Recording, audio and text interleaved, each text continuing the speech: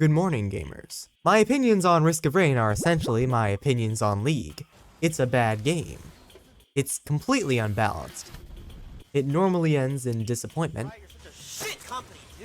and I can't stop playing it. I'll get home from school, decide to unwind for maybe an hour, and the next thing I know, I'm sitting in a pool of my own swamp ass fighting the final boss 3 hours in. A lot of people make fun of the game because the title is misleading in deep quotations. They'll be like, game sucks, no rain, and it pisses me off. You all are idiots who don't do their research. Here, final area. Oh, what's this? Rain! There's rain here! How does everyone keep missing this? Yes, this review would be funny if there was actually no rain, but there is rain. The standout feature of the game is time. In roguelikes, you spend most of your time getting strong enough so you can beat the next level. What makes Risk of Rain different is the game is doing the same thing back.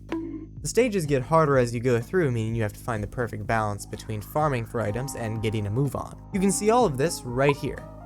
Makes sense, right? Good. If you're having a god run, that most likely means you spent time getting it, meaning the game will kill you better, especially considering there are only 2 normal health items and one of them is garbage. Not to mention that the final boss gets stronger depending on how good you're doing.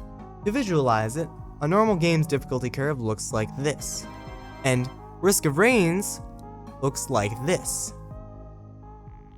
The game's difficulty, much like how the gameplay changed from the first game, has an entirely new dimension added to it.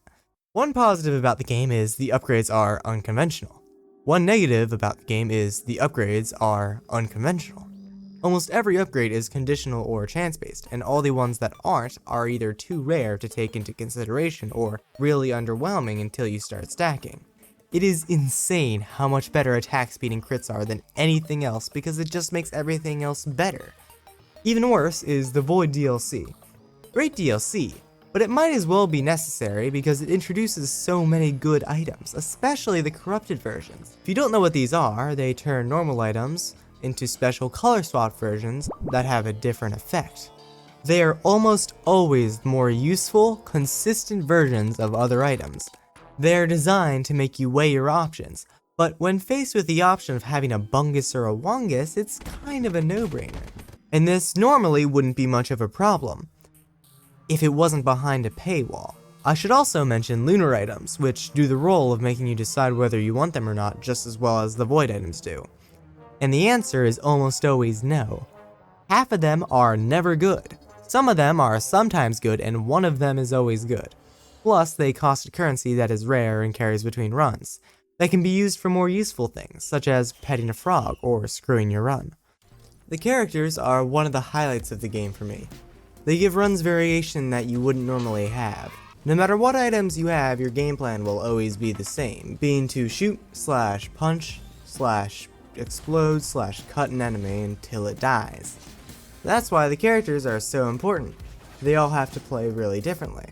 My favorites are the Commando, who shoots gun, Captain, who shoots gun, Engie, who places gun, Voidling, who has reoccurring gamer rage, and Multi, who shoots big gun, minigun, wow. But there are more interesting characters for people who are more interesting than me, such as Bandit. Each character has a couple unlocks they can get. I really hope they add more for the characters because some of them kinda need more options, like the Huntress has the glaive and is stuck with it forever. And let's not even mention Voidling. A lot of these unlocks are genuinely hard to get too, such as this one, which is infamous for being stupid poo-poo. The other thing that spices up these runs are the artifacts. They do all these wacky things, such as spawning a doppelganger that wants to kill you, or making enemies get items every stage, or letting you choose your item in case you want to be a pussy. Making the game easier, that's only something a silly goose would do, Julie. Oh, I'm sorry you can't get your 50 topaz brooches that you so desperately need. The reason why most people play this game actively is because it's really fun to play with people.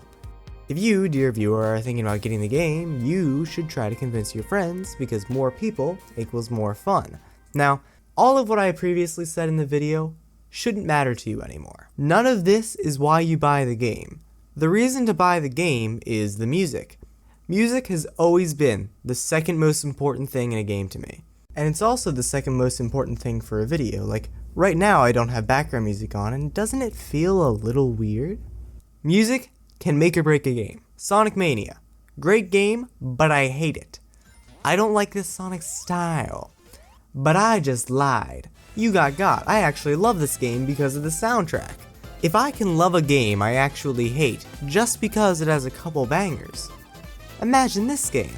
Risk of Rain 2's soundtrack is the 3rd or 4th or 5th, it's somewhere in the top 10, and has the greatest song I ever did hear.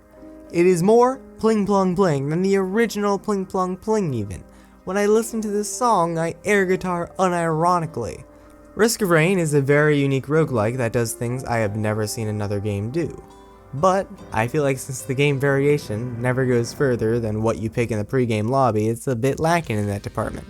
Especially considering the predetermined maps that I ended up removing from the script. But I still think you should buy it. That's an A tier game right there. Great game. Also, subscribe.